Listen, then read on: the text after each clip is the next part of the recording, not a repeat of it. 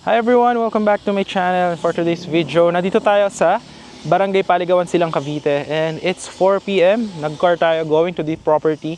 Meron tayo dito available na last one, lot 300 square meter guys. No? Ready for build, ready for housing, any house design. Ito yung guardhouse guys, ayun no? Ito yung guardhouse. Tapos, meron ng kapitbahay actually na nagpagawa ng bakod. Ayun no? Ganito yung sample ng 300 square meter guys. Ito. Ayan. Alright, nakita nyo? Malaki yan guys, oh. Oh, di ba? Alright, tapos ang ganda rito guys, malalaki yung concrete road. Ito yung car ko. Ayun, oh, kasha. SUV dalawahan. Tapos, yung 300 square meter guys, ayun, oh, along Barangay Road lang yung property. Ito yung guardhouse. Lakad tayo onte. Andito lang yung 300 square meter, may muhon na yun guys. Ayan. Tapos, ayun na yung kuryente. May kuryente, may signal ng LTE, 4G, 5G, no? Para pag internet, may water supply, ayan. So 8.5 per square meter lang siya guys, no? Very affordable. Tapos pwede nyo na siya paggawa ng house or pabakudan, no? Pwede kung sa contractor nyo if may kilala kayo, ayan. Ito siya guys. Ito yung intersection. Andito lang banda yung muhon. Andito guys, makita nyo yan. Ito siya. Ayan, dito yung muhon guys. Ano yung muhon? Ito. Ito yung 300 guys. Ito yung muhon. No? Mayroon ditong stick. Ayan. Diyan. Ayan. Tapos hanggang dito sa may poste, meron yung position. Ayan, nakita nyo. Hanggang dito yung 300 square meter. Ayan guys. Ito yung lupa. Ayan guys. Ayan. Tinatanggal lang yung mga bato. Ayan. Tapos, andito yung isang muhon. Ayan o. Ito yung isang muhon. Ayan guys. Kita nyo ba? Kita nyo ba? Ayan. Alright. Ayan siya. Tapos, yung dito guys, kaya nandyan yung muhon. Kasi itong kalsada, meron pa yung gagawin dito na sidewalk. Ayan. Mga ganyang kalaki pa yan guys. Yung sidewalk. Ayan. Tapos, hanggang doon yan guys. Sa may pader. Ayan. So, ang classification nitong property is semi-commercial lot dahil barangay road na yan. So, if you plan to build a business here, so pwede po. Ayan yung muhon. Going doon sa may bakod doon. Meron na yung position nakalagay. Actually, pakita natin. May muhon yan dyan. Para makita nyo. Ayan. Papa-clear out nyo na lang to. Ayan.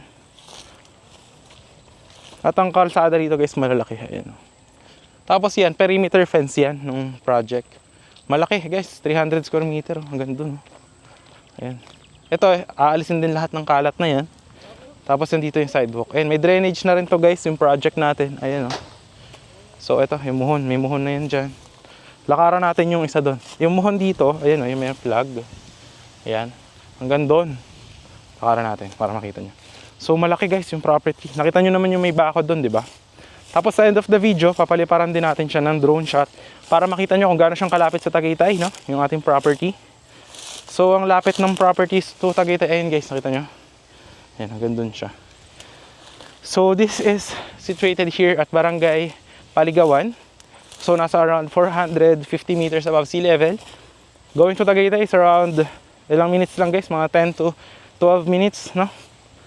Tapos, yun. Kaya ang weather dito is almost the same. And hindi po siya binabaha dito sa silang dahil mataas po yung kanyang above sea level. So yun yung 300 square meter. Tapos magkakaroon dito guys ng parks and playground and multipurpose hall.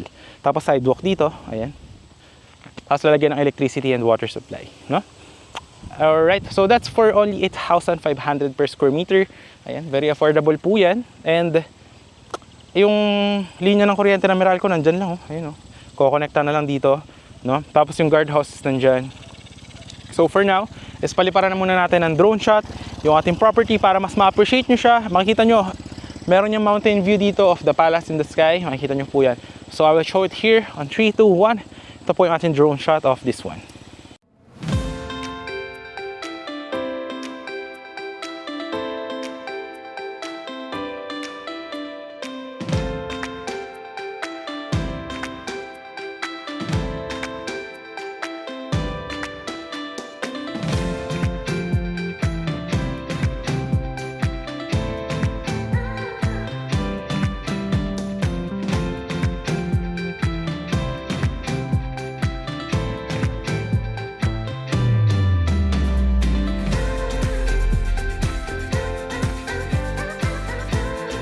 Alright guys, nakita nyo naman yung ating drone shot ng ating project.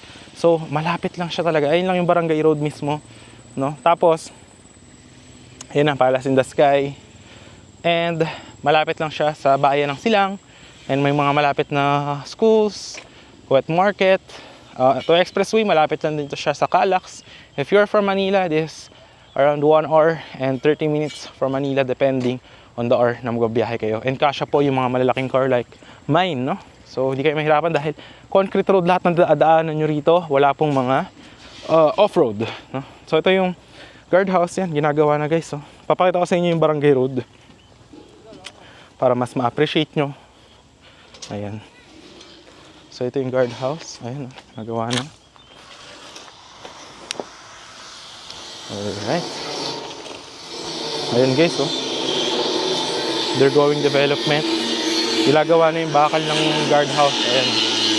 Ayan. Tapos ito, sa sementohan na lang. Ayan. Para sa Barangay Road. Ito guys, yung Barangay Road, ito, papunta yan ng Hacienda Mall. Papunta ng bayan ng Silang if you're going to expressway. Ito naman Barangay Road dito. Malaki rin yan guys. Concrete road din lahat. Wala kayong dadaan ng off-road. Going to Tagaytay. Going to Aguinaldo Highway. Ayan. May mga farm din and resorts dyan sa tabi.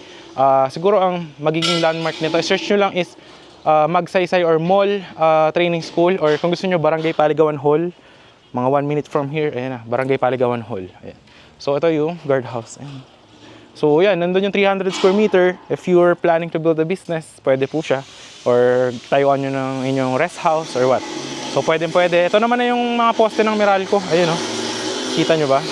Ayun o, yan yung mga poste ng Meralco, kung makikita. So ngayon guys, ikot naman tayo dito sa property para makita nyo rin yung itsura o kalakihan ng ating project. Ayan. So andun yun yung 300 square meter, di ba? Kita nyo naman. So ito yung sample. Pwede na kayong pabakod or magpagawa. Ito maganda, 300 square meter guys. Malaki, no? Ayun, no? Laki niyan guys. Yung parang mini farm, hanap nyo. Malamig ang weather. Tignan nyo, 4 PM ha, tirek araw. Pero di ako pinapawisan dito, malamig guys. So dito, ayan, ano rin sila, maintenance ng mga damo. Ayan, grass cutting. Ayan, grass cutting din. Ayan, no? Pakita natin yung mga equipment. Ayan. Guys. Ayun, doon nata yung 259, no? Ikutin natin yung project, guys. Ayan, kita nyo naman yung view dito. Papakita sa inyo sa dulo para makita nyo yung gagawa ng parks and playground. Tsaka yung view. Overlooking siya, nature vibes. Ayan. Tsaka tahimik dito, guys. Marami dito mga nakaano for Airbnb, yung mga bahay. Kasi malamig nga yung weather. Maganda to, tayuan nyo ng swimming pool or what, no? Ayan, ito, may maintenance din po yan, yung mga damo. Taas na, oh. Ayan, nag-grass cutting din naman yan, guys. Ito, guys, gagawin yung parks and playground dito. Ayan. Malaki, no? Ayan, no? Ito siya, yan mismo. Ito. Tapos sa dulo niyan, wala na mga bahayan dyan. So, kung ano yung pasukan ng guardhouse, dun din lang lalabas. Kaya secured yung property. Ayan. Malaki, no? Ayan, no? So, yan lang yung dulo. Yan naman na yung dulo, guys. Ayan, no? Diba? So, yun lang yung ating property tour for today, no? If you are interested, no, message mo lang ako sa Viber, WhatsApp. So, yun lang guys yung ating property tour for today. Ayan lang yung 300 square meter. Ayan lang yung guardhouse. Ayan. If you are interested, message mo lang ako sa Viber, WhatsApp ko. Ayan, nandiyan lang naman. So, this 2 years to 5 years to pay. Tapos, ready for housing naman na siya. Basta 50% na yung nabayad mo. So, yun. Maraming salamat sa panonood. And I hope you are having a great day. And I hope to see you in the next vlogs, guys. Yun lang. Maraming salamat. Once again, this is John Krish. And I hope to see you in the next vlogs. Bye-bye.